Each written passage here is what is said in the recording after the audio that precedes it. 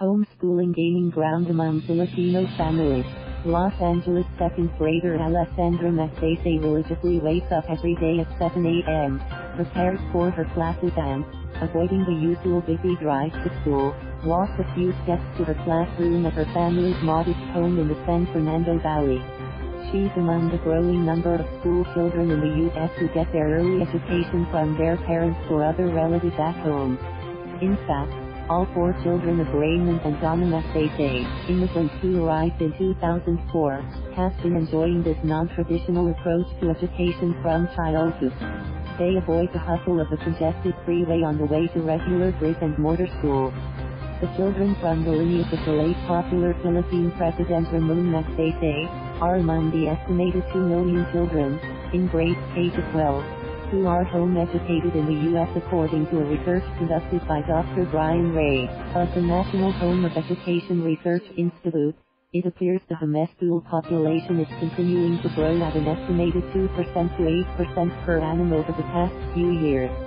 Homeschooling is really gaining ground among families here in San Fernando Valley, said Donna, 40, who knows of at least a dozen Filipino families conducting their own classes among their children. It doesn't take a master's or doctoral degree to be a homeschool teacher, but it does take a lot of dedication and interest in research, Donna explained. Actors, athletes, children of business people and diplomats who have to travel a lot, do it, and there are no constraints to their learning and pursuing further studies later in colleges and universities. The Magsaysay children's teacher and principal has been their mother. We didn't plan to school our kids at home, said Donna, but dire circumstances forced them to seek an alternative education for their eldest and, it turned out, for the rest of their children. Their eldest son, Vito, had an unpleasant experience as an 8-year-old in 3rd grade, being picked on by a teacher at a local public school.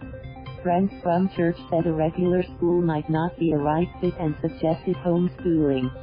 The task was at first daunting, but Donna persisted by learning the innovation by browsing the internet. Questions like, can you homeschool in California? What are California's homeschool laws? And what kind of homeschooling support is there for me? Grade level at the Mulholland Middle School.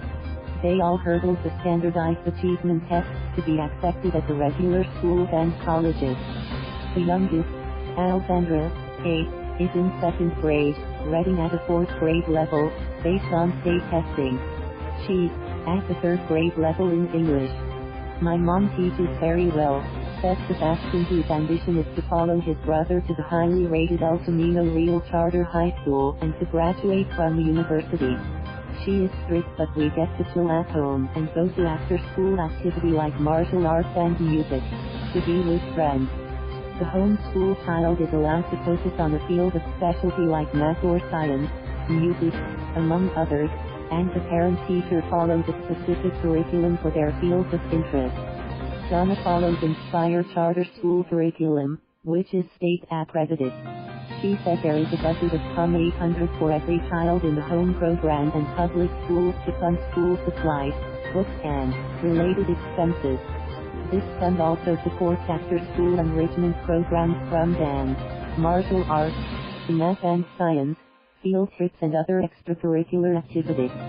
For her kids, being homeschooled has not deprived them of social activities because of interaction among their peers during field trips and after-school events. There are at least 3 statewide homeschool associations in California: Homeschool Network, CHEA, Christian Home Educators Association of California, CHEA, Homeschool Association of California, HSC. These associations are created to provide legal, social and informational support to families choosing to teach their children at home. Actively involved in their church, the Magsaysay children enjoy the company of friends during weekends as well as frequent gatherings with families. Donna studied business management from the College of the Holy Spirit in Manila and finished early childhood education and Montessori learning.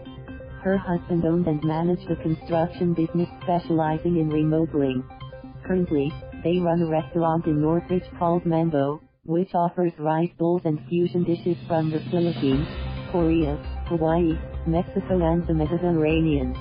We meet once a week with Homeschooling collaborators to share and exchange ideas. Count us one take a parental role and shift to a classroom teacher mode. Parents have to be consistent with rules. Donna 5. There needs to be regular wake up and bedtime, and no television during the week. What is most important are the values that we impart to our children, and they are observant whether we practice what we teach. We have religion as a subject, and the basic reading here is the Bible. She says further, we combine books and online reading during the day, and they do their work individually.